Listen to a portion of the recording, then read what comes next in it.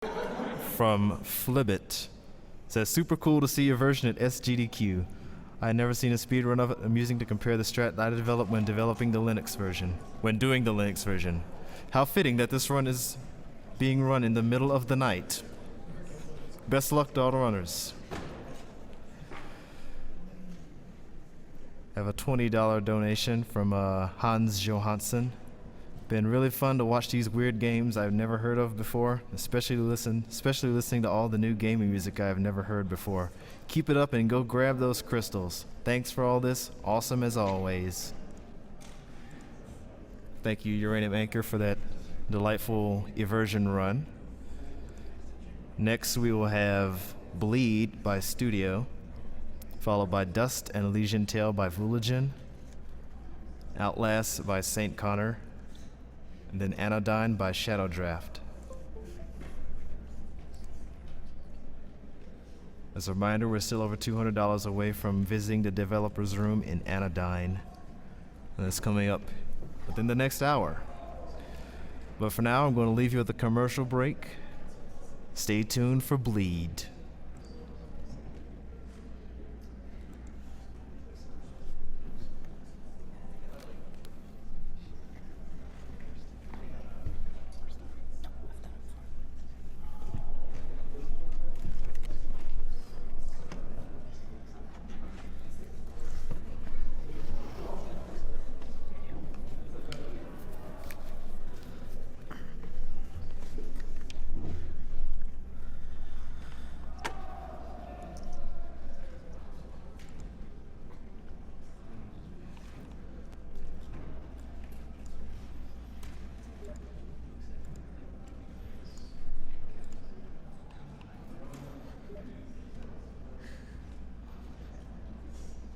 Send me a message.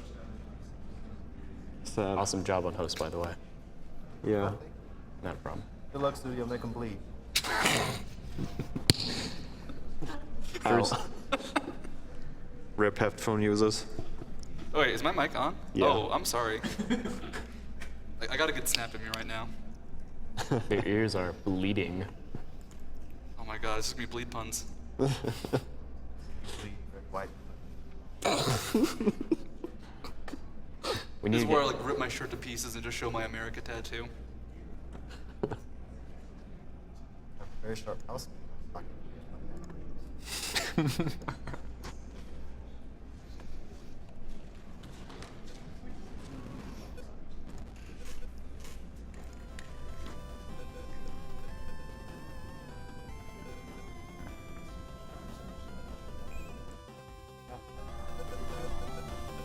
Alright, I'm good to go. Are you guys good to go? Okay. Actually, really quickly, this game is Bleed. It is from Boot Desk Revolution. It is in the Humble Bundle. It is a really cool game. And I guess I'll start. Let's see, in 3, 2, 1, go. So, the concept... I have the wrong weapons equipped. Alright. So, the concepts behind Bleed are shoot and dash, and kill bad guys like cats and these guppy things. It's a very fast game where you have 3 dashes that are kind of similar to, I'd say, Pikachu from Super Smash Brothers, where you have control and you can kind of move very fluidly as you're dashing. You have slight control during the dash, and then after you dash is when you really get a lot of movement, and you can kind of change directions. I'm also very tired, so if I make any mistakes, I'm just going to blame that. Not a good excuse, but It's the best. I'm just going to say I'm staying up too late for all the hype runs.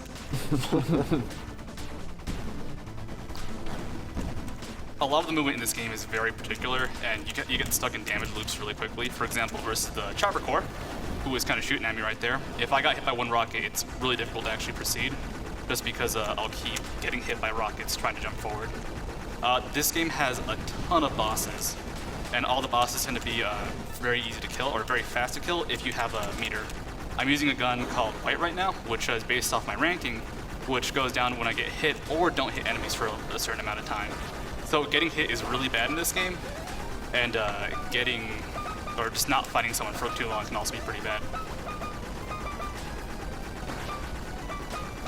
everyone see. This will be the first boss down, and the first of 7 levels done. Great fight.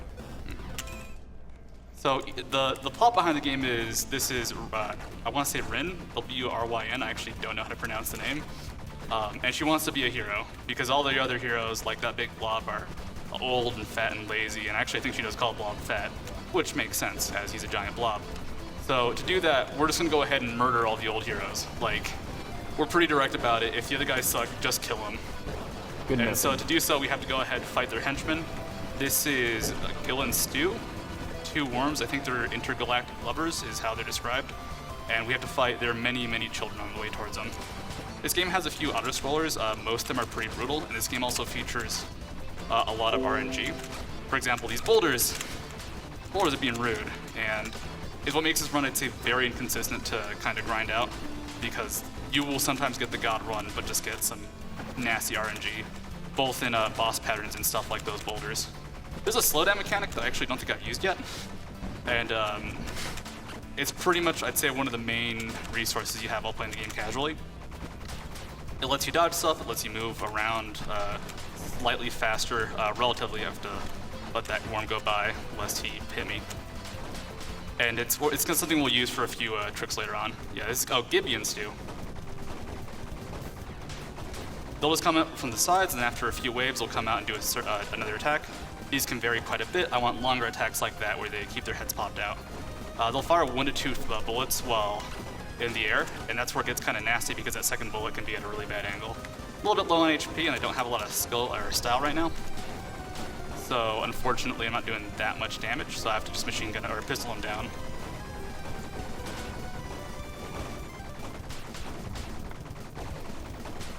Now let's see, this should be it. They come out and dead. Nice.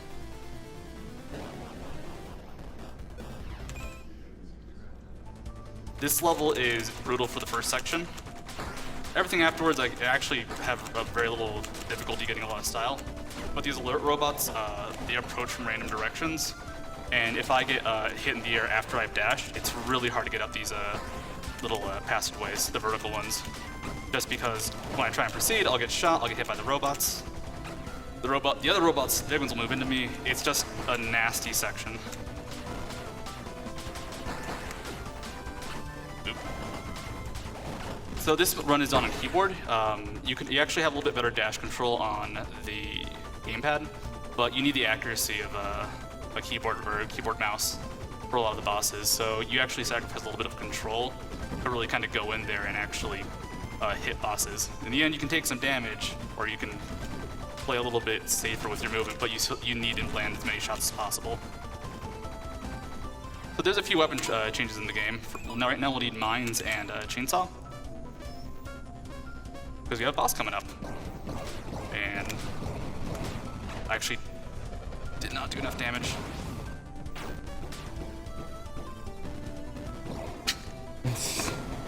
The slow strat. Good way to end it. Yeah, the chainsaw does amazing damage, but it's melee only. It's actually really bad for killing like swarms of enemies as well, which is a little bit weird, but it doesn't proc very often. It just does a lot of damage when it does proc. I'm kind of going a little bit slower here just to make sure I maintain my meter.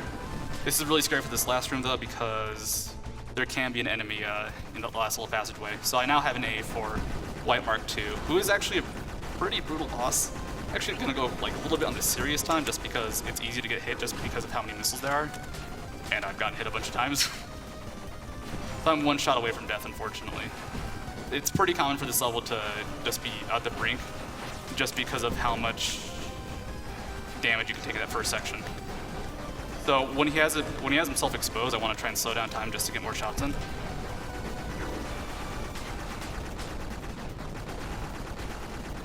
Good. Stop it. And I'm looking for the attack where he kind of shoots out his shell and lets me just keep wailing on him. Come on. There you go. Seems like a really intense run. Yeah, this run, I've actually done it for bonus stream the past 2 GDQs just because I love this game. And it's fun there because just like, hey, life's easy. But here it's, man, I've goofed up that level too hard. Here it's like I make a mistake, like, oh, I'm actually being watched in a less casual setting. So if I take too long, the train will reach an overpass, and you can slow down time, which will give you just enough time to kind of sneak on by, because you'll move faster than the overpass that it normally comes in. But you have to be pretty on point, or else you're going to be stuck waiting for an extra cycle. I think this might be just enough time. And then here's my favorite part, where you just get a mash.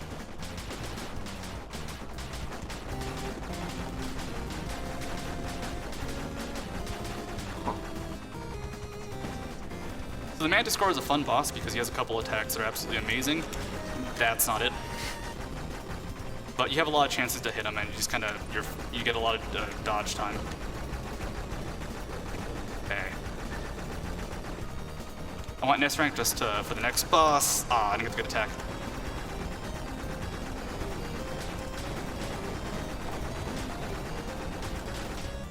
So this is an auto-scroller, and the danger here is I can't stop shooting at the ship or my meter goes down like almost instantly. So I have to stay in range and sight and just keep on shooting. If I do get hit, I can build up meter from the mooks that are dropping out and just kind of getting blown up. And you also get some meter from dodging attacks with a dash. So but I have to stay more or less in the crossfire, trying to maintain my S rank to fight the boss and blow up Bunny Rocket really, really quickly. The end of the level is coming up right over here. And time for the boss. This is where the slowdown mechanic really comes into play, because she moves so fast normally that you can't actually see where she's going, but by slowing down time, you can kind of spam it out and get a lot of damage in. We're running low on the slowdown meter.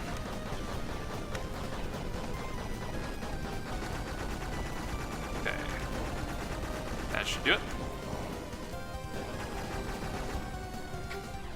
And raced her down. I really like the arcadey graphics. Yeah, this game is super arcade. You can actually play co-op with it, which was one of the offered runs. Oh. But unfortunately, the runners couldn't make it. And you drop in, you share an HP bar, you share the same screen vision. It's just two Rins with different hair colors, just shooting everything. Now, since it's co-op, would the co-op run be just significantly different than single player? So the co-op run, I actually don't like one part of it. It's that you have one person do all the movement and dodging, while the other person just kind of pops in for boss fights. Ooh, lost my meter. Huh. Cool. So, dang. So with co-op, you actually have faster boss fights, but you don't have double movement, which I think would be awesome. Just because you can drop in and drop out really quickly. Oh no, I slowed down time too late there. You can't make it past that section without getting hit unless you slow down time. Unfortunately, I tried to cut it a little bit too close. So this core boss is fun. Like, I actually really like him, but he's, I think, pretty brutal the first time around just because a lot of his attacks in this phase are really bad for new players. Like, you'll just get caught off guard and shot. There's another mechanic that I haven't really mentioned yet when it comes to style generation. If I switch weapons, it will actually let me generate more style.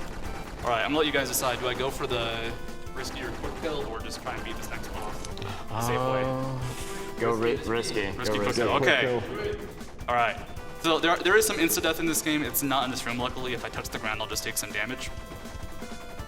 So I just have to kind of survive these giant orbs. So you can fight this boss head-on, or you can sneak behind him and use the terrain for a damage boost. So first I gotta switch weapons. Let's white chainsaw.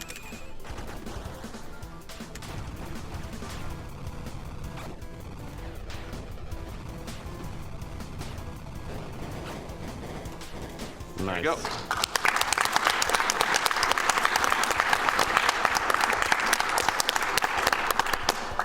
And that went more or less perfectly. I did not kind of end it in the proper amount of cycles, so I lost my style, but got it back pretty quickly. And the reason that's so risky is if you mess up, you will just get stuck on the ground, bouncing back into him, and you don't have enough invulnerability frames to like do anything. Oh god.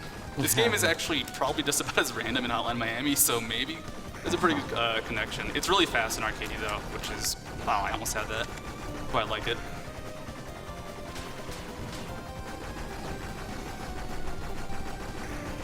I'm looking for a pink rocket attack. It will be much faster than pretty much everything else. There we go. Speaking of it. And we got the pink light to kill the pink rocket, and boss down.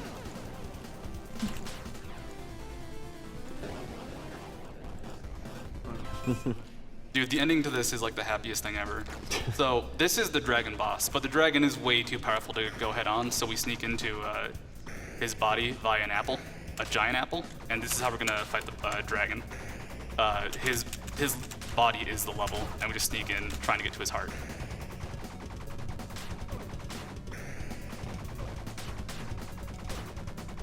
This game has multiple difficulties. On very hard mode, you pretty much can't miss a jump. Like, the very hard mode for this game is absolutely insane. But unfortunately, in a lot of ways, it's very marathon unfriendly. Because if you get to a boss and you die and lose your meter, a lot of boss fights start taking really long amounts of time just because of how much time you spend dodging. Bosses actually don't have more HP in harder difficulties, they just do a billion attacks. And have like if there's one missile on screen before, now there's like a billion. I might die. Okay. Messed up a jump and got hit, and if those walls close on you, it's instant death. This is the Bubble Core. This is the worst boss in the game, just because he's very random, and those lasers get very difficult to dodge, just because he kind of spews them out all over the place, and you don't really have time to both hit them and dodge them, and stuff like that happens, where he'll just kind of bounce into me.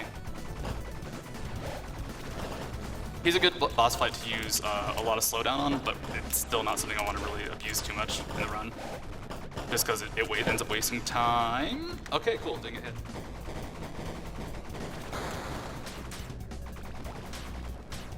So something really scary about this level is you actually don't want to fire that much because the dragon spores, the yellow ones, have projectiles when they die. So you need to spam attacks out to destroy all these, I think, cells as part of his bloodstream, but you don't want to go too crazy with it because you risk popping too many dragon spores. Which, their projectiles when they leave are actually random. Okay.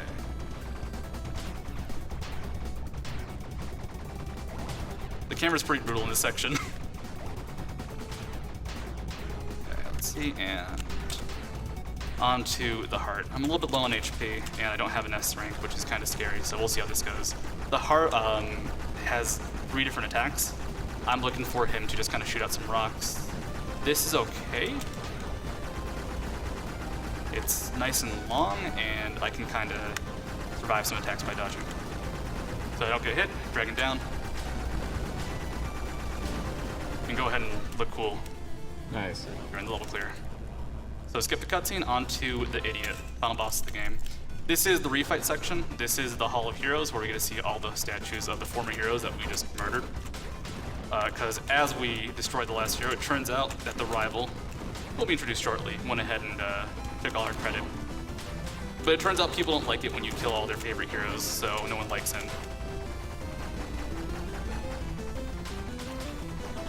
Now, what's dangerous about this section is how long the corridors are. It's very easy to get hit by a projectile from behind, so it's not really possible to kill all enemies. You just want to kill as much as you can and hope you don't get shot.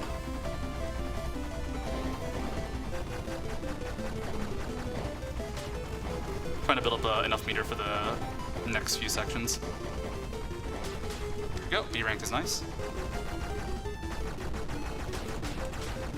Meet the rival. Skip the cutscene.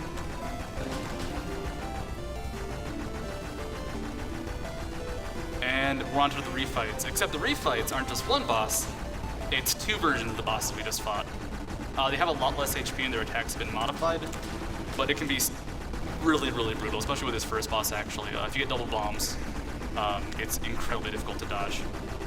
A difference here is that Bunny Rocket does not do her first form attack, so I just kind of have to spam out and try and get as much done.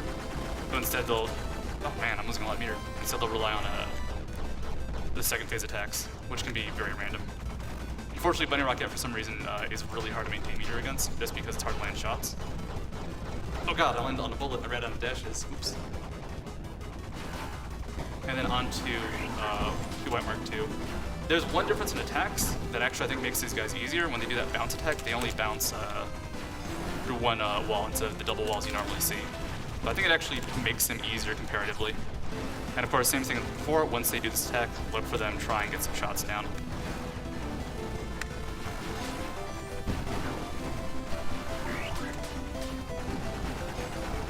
And with S rank, it makes the next two boss fights very, very fast. So you had 2 worms before, now we're at quad worms.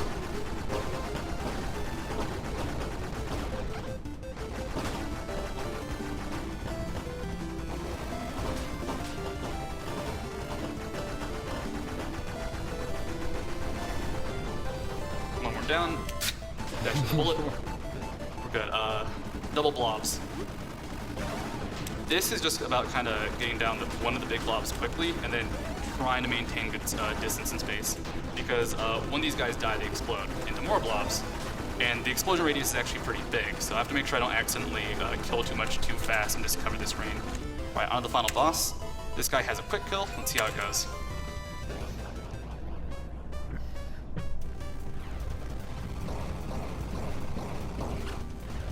Pretty quick. Let's just go ahead and hold the chainsaw to his face. Whatever, I'll use the heart. Actually, I might die here because I goofed around too much. So luckily I can block the missiles. I'm just gonna have to go slow motion and time. Nice.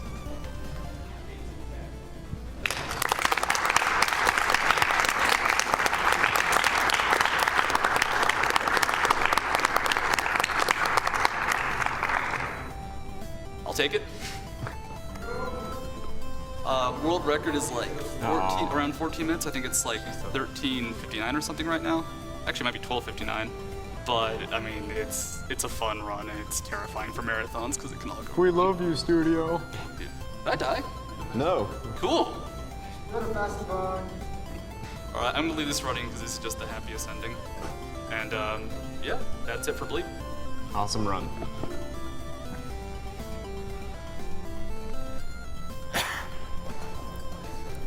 So we have a donation for $133.70 from Boot Disc Revolution. Early morning hype. Big shout out to Studio for running Bleed at this amazing event. Put my donation to runner's choice. Good luck with the run. We've got a $10 donation from Zulen Man. Studio, it's Zulen Man. Good luck. Glad to see you make it to SGDQ. Hope you can make it to the International.